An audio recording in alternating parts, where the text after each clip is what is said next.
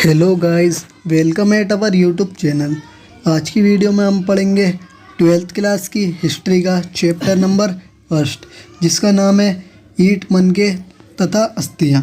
इस चैप्टर को हड़प्पा सभ्यता के नाम से भी जाना जाता है।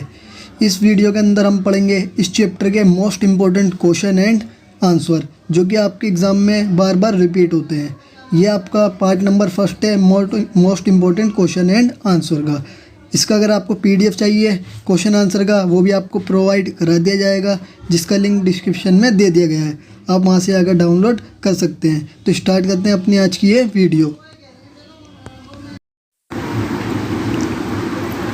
तो गाइज स्टार्ट करते हैं हम आज के अपने most important question and answer, जो कि आपके एग्ज़ाम में कई बार रिपीट होते हैं।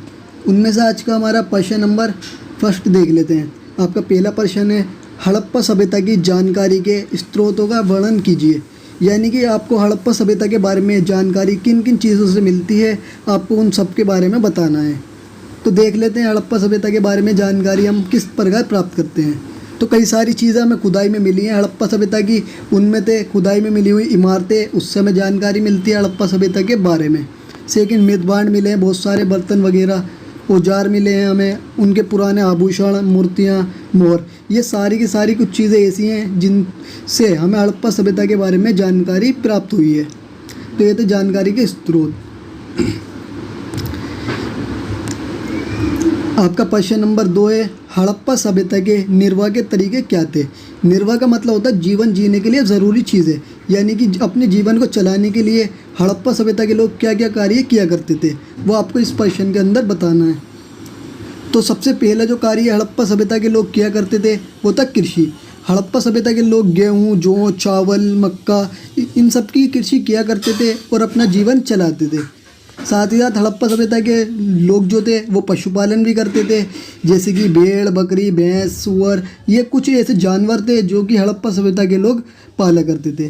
अगर व्यापार की बात की जाए तो कई सारे मनके वगैरह ये बनाया करते थे, जिसका ये व्यापार किया करते थे। और भी कई सारे इनके पदार्थ थे जिनका प्रयोग ये करते थे व्यापार के लिए। इसके लिए इन्होंने बाटों का निर्माण भी किया था और इनकी अपनी लिपि भी थी कई, जो कि व्यापार के लिए यूज़ की जाती थी। हड़प्पा सभ्यता के लोग शिकार भी किया करते थे। शिकार में माना जाता है कि मछलियों का ये शिकार करते थे। आपका प्रश्न नंबर 3 है, हड़प्पा सभ्यता की जल निकास प्रणाली का विस्तार पूर्वक वर्णन कीजिए। यानी कि पानी को किस तरीके से, गंदे पानी को घर से बाहर निकाला जाता था, उसकी क्या व्यवस्था थी, आपको इस प्रश्न के अंदर उसका उत्तर बताना है। तो जल निकास प्रणाली का क्वेश्चन जो है आपके एग्ज़ाम में सबसे ज़्यादा रिपीट होने वाले क्वेश्चनों में से एक है। आप कह सकते हो कम से कम ये 4 से 5 बार आपके एग्ज़ाम में रिपीट हो चुका है कुछ ही सालों के अंदर। तो देख लेते हैं इस प्रश्न का उत्तर। तो ये हमारी हड़प्पा सभ्यता की सड़कें, नालियाँ किस तरीके से बनाई जाती थी जल निकास प्रणाली के लिए। तो सबसे पहले आप एग्ज़ाम में लिखोगे पहला पॉइंट कि इनकी जो प्रणाली थी बहुत ज़्यादा अनूठी थी, बहुत ज़्यादा ध्यान से प्लानिंग करने के बाद बनाई गई थी इनकी जल निकास प्रणाली। इसके लिए हड़प्पा सभ्यता के लोग जो थे उन्होंने सड़कों और गलियों को इस तरीके से बनाया था कि वो एक दूसरे को समकोण पर काटती थी, और इस पद्धति को इन्होंने नाम दिया ग्रिड पद्धति। जो हड़प्पा सभ्यता के लोग थे उन्होंने जल निकास प्रणाली,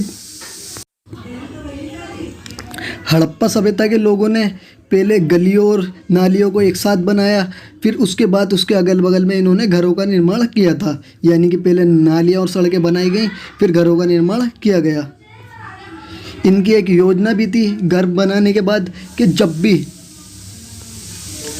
ये ना बना देंगे।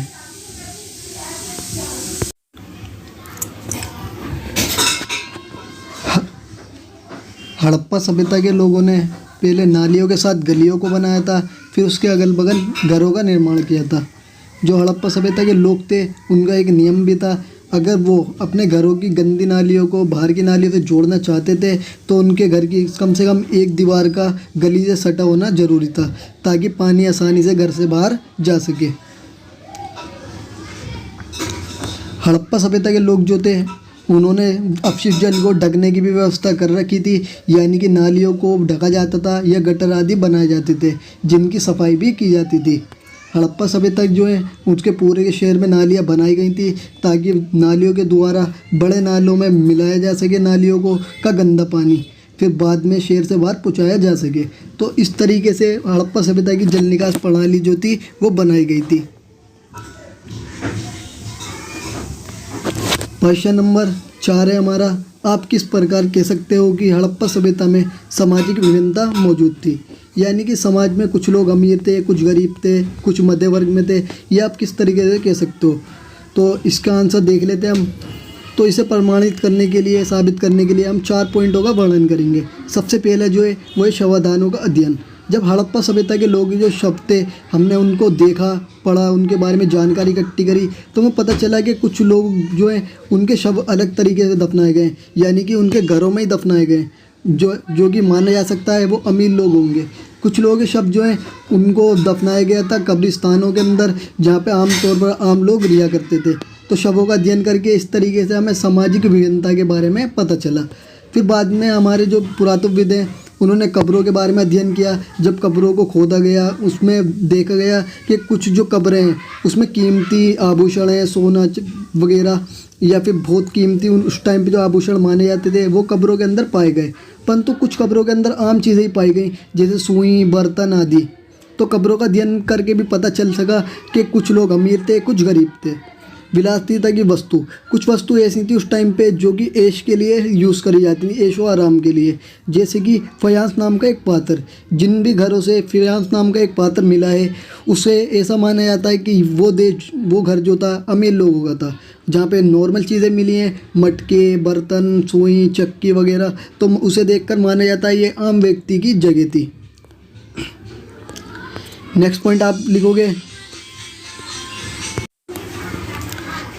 दुर्ग तथा निचला शहर। जैसा कि हम जानते हैं मोहनजोदड़ो जो था वो सबसे महत्वपूर्ण स्थल था हड़प्पा सभ्यता का। अगर उसके बारे में देखा जाए तो उस बस्ती को 2 जगह बांटा गया था, दुर्ग तथा निचला शहर में। दुर्ग में जो थे वो ज़्यादातर अमीर लोग रहा करते थे और निचले शहर में आम जनता रहा करती थी। नेक्स्ट प्रश्न है हमारा, प्रश्न नंबर 5, मोहनजोदड़ो के विशाल स्नानागार की विशेषताओं का वर्णन करें। यानी कि मोहनजोदड़ो में जो स्नानागार बनाए गए थे उसके बारे में आपको बताना है। तो पढ़ लेते हैं मोहनजोदड़ो के विशाल स्नानागार की विशेषताएं। तो सबसे पहले आप बताओगे कि मोहनजोदड़ो के स्नानागार थे वो बने हुए थे दुर्ग के अंदर। दुर्ग जो था वो अमीर लोगों की जगह थी रहने की, वहाँ बने हुए थे हमारे स्नानगार। जो स्नानगार जो थे ये आयताकार जलाशय थे, यानी कि इस टाइप के जलाशय बनाए गए थे जो कि आयत का शेप ले हुए थे। इसके चारों तरफ गलियां बनी हुई थी। गलियां जो थी उसके साथ साथ नीचे उतरने के लिए सीढ़ियां भी बनाई गई थी। उन गलियों से नीचे की तरफ जाते थे स्नानघर में लोग स्नान करने के लिए। स्नानघर जो था उसके तीनों तरफ कमरे भी बने हुए थे, जिनमें से एक में बड़ा कुआं होता था जिसका प्रयोग किया जाता था पानी प्राप्त करने के लिए। जलाशय होता उसमें से पानी जो है बड़े नालों में बहा दिया जाता था। जब गंदा हो जाता था स्नानगार का पानी, फिर दोबारा से नया पानी भर लिया जाता था स्नान करने के लिए। जो गलियारे थे स्नानगार के चारों तरफ उनके आसपास भी 4 छोटे बड़े स्नानगार बने हुए थे जो कि अलग प्रयोग के लिए बनाए गए थे। जितने भी स्नानगार थे उनकी नालियाँ बनाई गई थी ताकि गंदा पानी जो है नालियों के जरिए भी बाहर निकाला जा सके। ऐसा माना जाता है कि स्नानागार जो थे वो विशेष अनुष्ठानों से संबंधित थे। विशेष अनुष्ठानों पर स्नानागार का प्रयोग किया जाता था। तो ये आप 7 विशेषताएं लिख सकते हो स्नानागार के बारे में।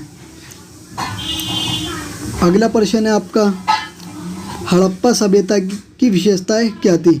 यानी कि हड़प्पा सभ्यता की लिपि की विशेषता बतानी है आपको। यहाँ पे हड़प्पा सभ्यता की जो लिपि थी उसकी विशेषता बतानी है। यह आपके एग्ज़ाम में सबसे ज़्यादा पूछे जाने वाला क्वेश्चन है। इसको आपको बहुत अच्छी तरीके से समझना है। तो हड़प्पा सभ्यता की लिपि की विशेषताएं पढ़ लेते हैं। ये 2 तरीके से क्वेश्चन आता है आपके एग्ज़ाम में।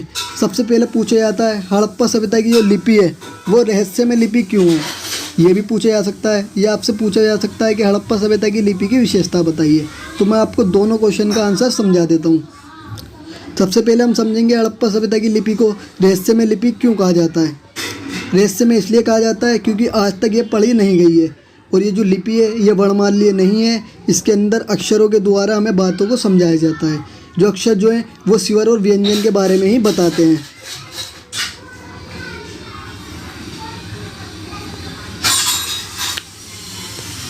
ऐसा माना जाता है जो हड़प्पा सभ्यता की लिपि है उसके अंदर 375 से लेकर 400 तक के चिन्ह हैं जो कि अलग अलग वस्तुओं के बारे में बताते हैं हमें जानकारी। तो इस प्रकार आप कह सकते हो ये एक रहस्यमय लिपि थी। अगर विशेषताओं के बारे में 3 मार्क्स में पूछा जाए तो आप बताओगे कि ये लिपि जो है दाएं से बाएं ओर लिखी जाती थी और ये जो थी लिपि चित्रात्मक लिपि थी। इसके अंदर कई सारे चिन्हों का प्रयोग किया जाता था जो कि अलग अलग बातों का हमें बताते हैं। ऐसा माना जाता है कि हड़प्पा सभ्यता के सबसे बड़े अभिलेख में जो चिन्ह मिले हैं वो मिले हैं 26 चिन्ह। या आप ये 4 विशेषताएं लिख सकते हो हड़प्पा सभ्यता की लिपि की विशेषता में।